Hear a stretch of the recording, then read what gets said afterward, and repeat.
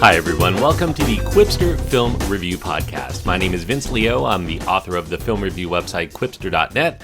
I invite you to check out over 4,000 of my written reviews. You can read there anytime. Quipster.net is where to go. QWIPSTER.net. I also want to remind you that I do a companion podcast to this that specifically covers films of the 1980s. It is called Around the World in 80s Movies. Search for it wherever you're listening to this right now, and you'll probably find it. If you don't, send me a note. You can find my contact information at my website that I mentioned earlier. I know it's been a while since I've come out with a new episode, but I'm trying to get back on track. It's hard to do with the holidays looming, but I was able to catch Aquaman in the theaters, and I have the review for you today. It's a PG-13 rated film. It does have sequences of sci-fi violence and action, and it does have some language. The runtime is 2 hours and 23 minutes. The main star of Aquaman is Jason Momoa. We have supporting roles going to Amber Heard, Willem Dafoe, Patrick Wilson, Nicole Kidman, Dolph Lundgren, and a few others. James Wan is the director, and the screenplay credited to David Leslie Johnson McGoldrick and Will Beall. Aquaman here following in the path of Wonder Woman by going back to give an already established character in the DCEU an origin film of his own. It's not really as enjoyable as Wonder Woman, at least not to me. It puts more emphasis on spectacle and design instead of its characterizations, but I do think that fans of the universe thus far are likely not going to mind that much, given that it is at least on par, if not a tick better than Aquaman's debut in Justice League, after we saw a tiny glimpse of him in Batman v Superman.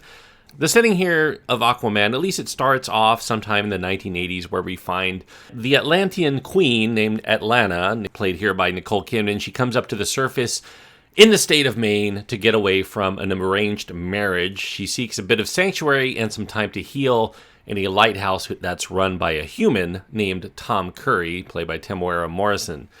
The two unlikely partners end up falling in love, and that eventually leads to a son named Arthur Curry.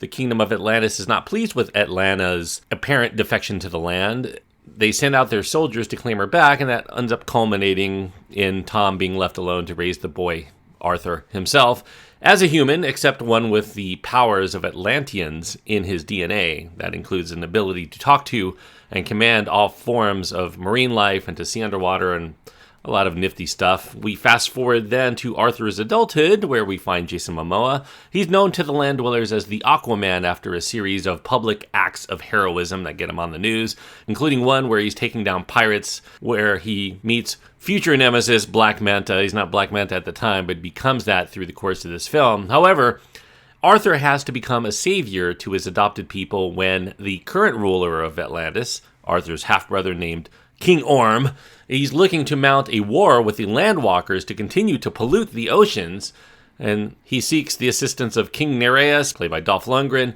one of the leaders of the Seven Seas that he needs to approve this war. Nereus's daughter Mera, played by Amber Heard, looks to recruit Arthur's assistance in staving off the uprising from his brother's charge.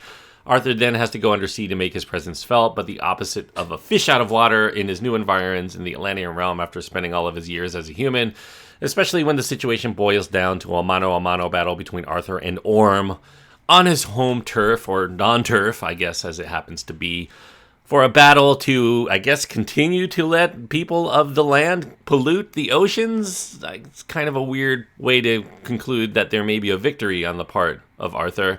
Very convoluted plot there, although I do think that most people watching this film are not going to watch it for the plot.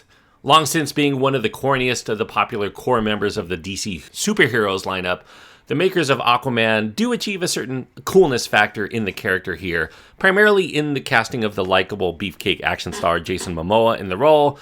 Momoa here is much different in appearance than the blonde and bland version that you would find most famously in the pages of DC Comics, but that character was known for being very uncool, very famously so the switch to the hardcore anti-hero, I guess that's what's needed here. However, Arthur here has barely a sense of history to him or much personality beyond whatever's required in the moment, and that leads to a pocket universe of characters that don't exactly feel very lived in for very long. The script here from David Leslie Johnson McGoldrick, yes, that's all one name, and Will Beall. It's one of the bigger liabilities of Aquaman, as the film is far less interesting when it deals with the main plot than it is just the character interactions that are brought to life by a fairly capable cast. There are moments of humor in the film, a few that come off actually as naturally funny, even though it's not quite as fun or as witty as perhaps the most equivalent Marvel film to Aquaman. I'm thinking about Thor, although there are elements of Black Panther in here as well. Momoa and Hurd are an attractive on-screen presence, but they are not exactly versatile enough as actors to handle the many moods of the story in a way that makes you not keenly observant of the shifts in tone whenever they occur. James Wan, the director here, he's casting his favorite actor, I guess, mainstay Patrick Wilson. Wilson here makes for a lackluster heavy. He's about as bland as he tends to be in most films, even those directed by Wan. And that makes him not a very good foil for the very robust presence of Momoa to try to contend with.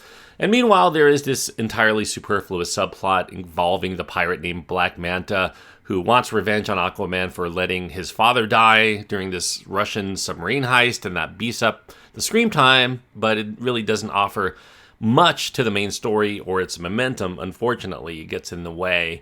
Wan's direction here is energetic, but it does lack a suspenseful build-up to its reveals. It utilizes camera movements to create scope, but it really doesn't marry image to editing to music in a way that gets you wholly into its grip as a story, and that leads to a film that feels flashy, but ultimately is forgettable. It is vibrant, maybe it's overly vibrant, coated with CG elements in its bioluminescence that already feels very obvious and dated. Even though a great deal of detail went into the character and set and vehicle design, you can kind of get lost into the design of the film. In fact, that may be the one thing that holds your interest throughout. The physics underwater, nevertheless, are pretty weird, mostly because they seem to resemble the same physics that you would find while on land, despite being in the deepest parts of the ocean. You tend to forget sometimes that you're underwater watching the Atlanteans go about their business.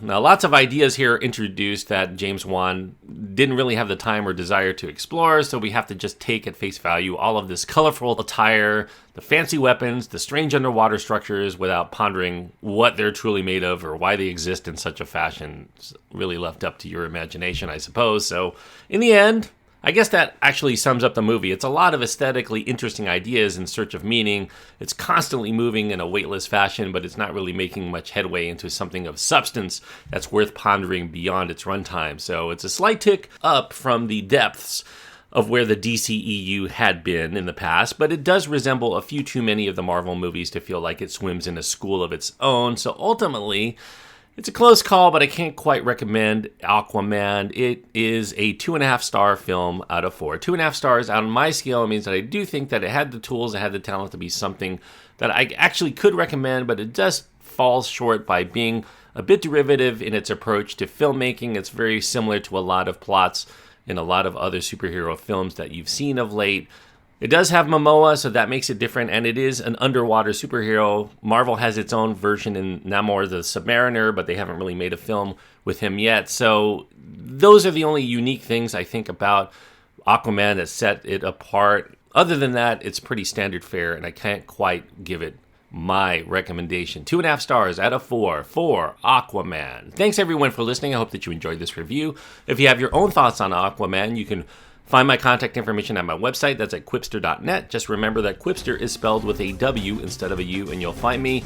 And until next time, please enjoy your time anytime you get to go to the movies.